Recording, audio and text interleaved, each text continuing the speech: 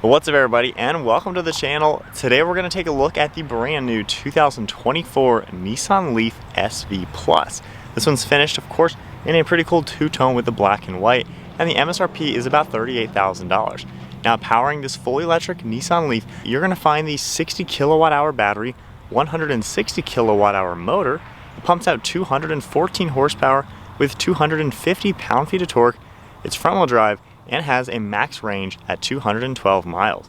Curb weight is also 3,900 pounds, and the overall length is 176.4 inches with a wheelbase at 106.3.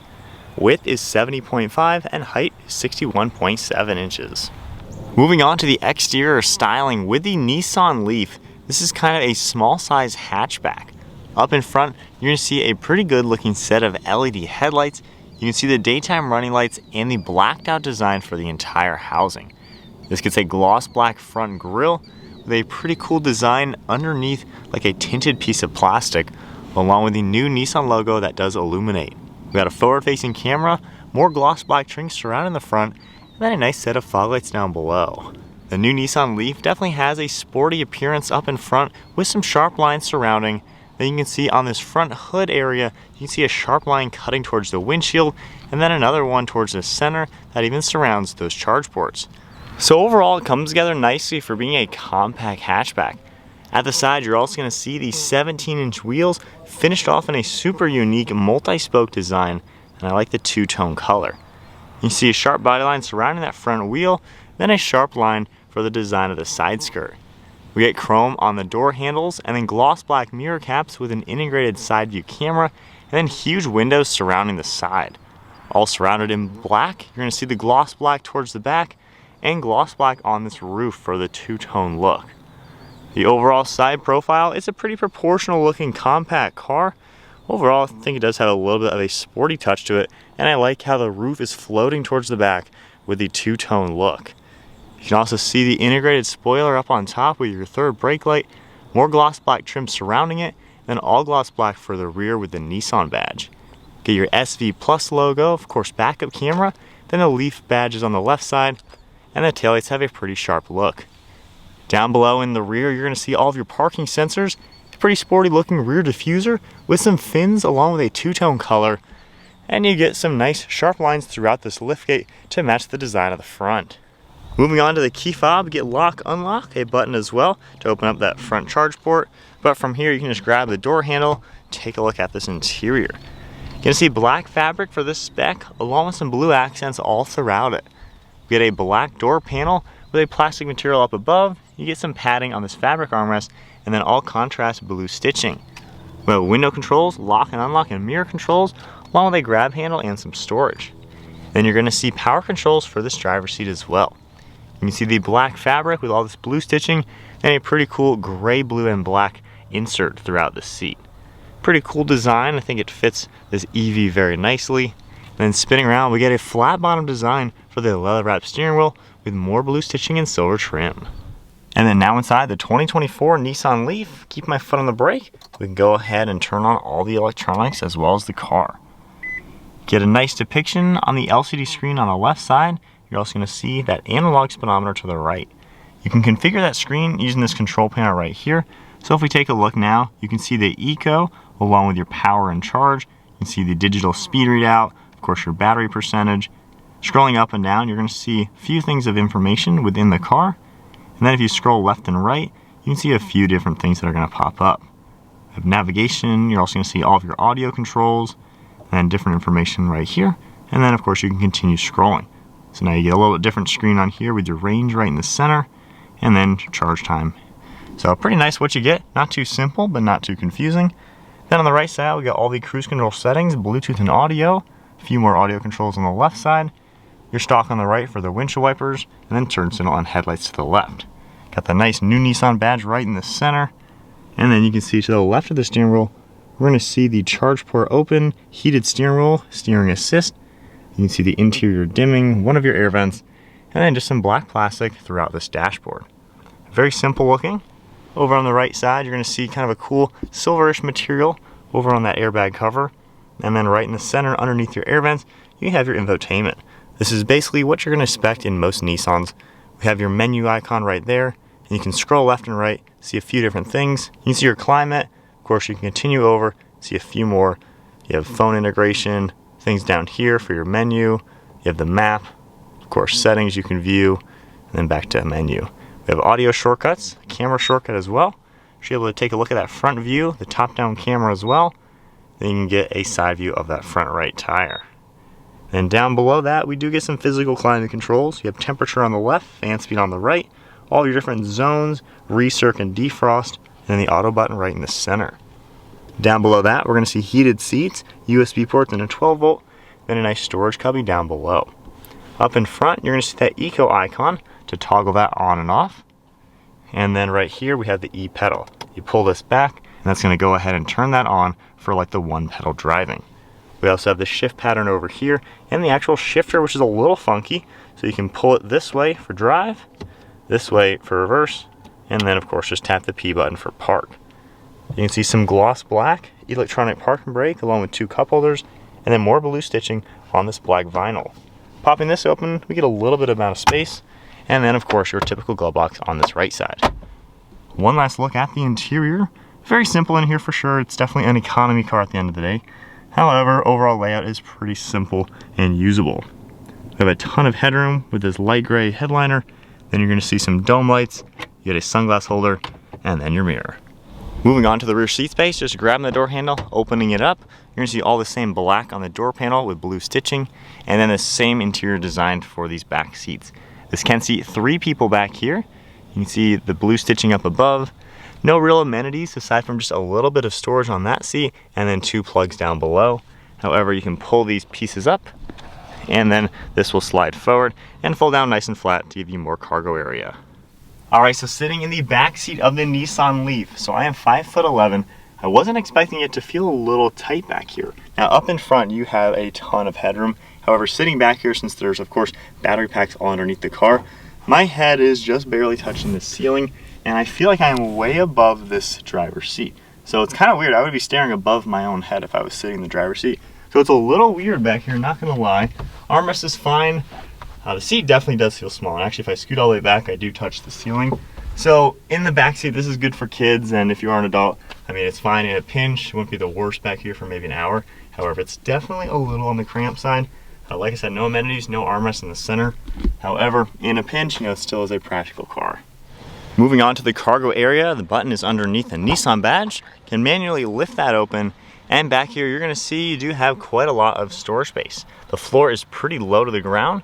We have all of our charging cables on this left side, and even in back you're able to grab these and push the seats forward to give you all that cargo space. So folding them down, you can kind of tell what I was talking about with how high up the seats are. So just being the battery pack and everything, it makes them sit nice and high. And going in through here, they are going to fold down nice and flat like you saw. So it really does give you a good amount of space. However, a Versa hatchback will have a little bit more space without all the batteries. All right, guys, we are setting off in the Leaf. And right up to 60.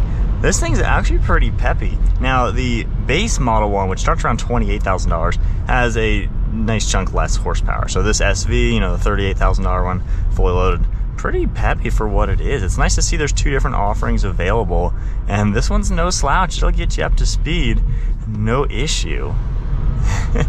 Being front-wheel drive, there is some torque steer, so you kind of gotta fight it a little bit as you wobble. So as far as some normal driving, the technology does work pretty good. This is their 2.0 cruise control and everything. Seems to do well with the lane keeping. Of course, on the highway it's a lot better than on some back roads. But normal driving, it's actually pretty comfortable and smooth. You hear just a little bit of wind noise, that's about it. You do have a fantastic view out with a huge windshield. Of course, the windows up in front also help you see around. The windows themselves are huge, so you pretty much have endless visibility. Not bad at all over your right shoulder, and really good over your left shoulder. So it's a very open feeling car. It kind of feels like it's a mini bus or something. Just the proportions on the interior, the windshield is really far away and just huge. So you kind of feel like you're on a cargo van or a bus of some sorts. So it's definitely a little interesting, but super roomy. The seats are pretty comfortable. The driver's seat can actually get in a lot of really good configurabilities to be nice and comfortable. So I don't have an issue as a driver. You know, it's a nice place to be. Pretty roomy too. It doesn't feel too cramped or anything. Armrests are in a pretty good place. So for kind of just normal driving, like zipping around town a little bit, it's pretty decently comfortable and kind of normal to drive, I would say. The technology, while it's nothing fancy or above and beyond, it looks nice and normal. It's very easy to work and you have all the stuff you're gonna need. So again, it's kind of a modern car. It's really not all that expensive for being a fully EV car. So can't really complain with just normal driving characteristics. Now, when you play with the drive modes, the eco mode basically makes it a little bit more conservative, so that way you're not going to use as much battery. So giving it half throttle, you know, it's a lot more sluggish than going out of eco mode. Half throttle definitely uses much more battery. And then the E pedal is basically one pedal driving, so I'm not touching the brake, and yet you can see us slowing down. So that's a really good way to just do the regenerative braking. On the meter there, you can see right now we're in the power. Take my foot off the throttle, instantly full regen right now. So it's nice to see that diagram, and of course the different drive modes, just to give you maximum regen when needed. Now this car definitely does feel like an economy car. The interior is pretty much all plastic, so it's nothing fancy or luxurious. The Nissan Ariya is a huge step up. That's a luxury vehicle. This is kind of basic.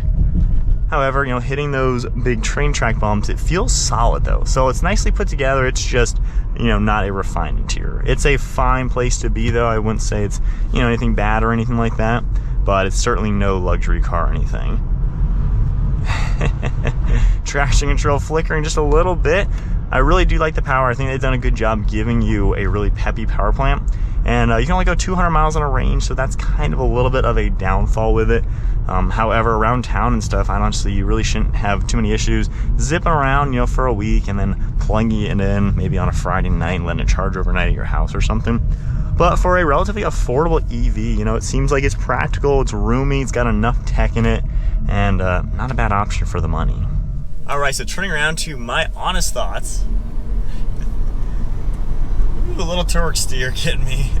I will say I wasn't expecting this to actually be pretty darn peppy. Again, you can get, you know, the slower one. I think it's about 40-50 horsepower and torque less than this. But this thing is pretty peppy, so it's nice to where you can get a more economy-focused EV that still has plenty of power. I've been in some of the cheaper EVs and they're really, really slow. So with this car, you know, the practicality is definitely there. You have a lot of interior space. It feels very open for the driver and passenger. Kind of disappointed how the back seats really feel cramped. You're just like sitting against the ceiling, which is a little weird. I don't think I've noticed that in other cars. So this is the car that, you know, if you have children who are small, probably fine in the back. However, adults are going to be a little cramped. So those are kind of the only two little nitpicky things. The range also is a little on the low side, you know, 200 miles. I've been driving this just about a day or so, and I'm down to 74% now. So I'm gonna probably have to charge it up, and my brother and I are gonna take this on a 200-mile trip.